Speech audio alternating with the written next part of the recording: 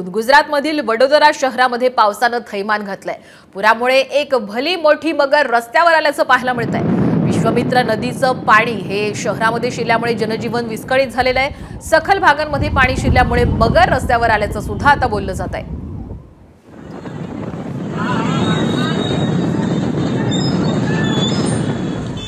गुजरातमध्ये आपण पाहतोय एकीकडे मुसळधार पाऊस सुरू आहे, त्यामुळे शहरांमध्ये आता पुराचं पाणी येते, तर दुसरीकडे एक भली मोठी मगर ही थेट रस्त्यावरच आल्याचं पाहायला मिळतंय। त्यामुळे स्थानिक नागरिकांमध्ये सध्या भीतीचं वातावरण आहे।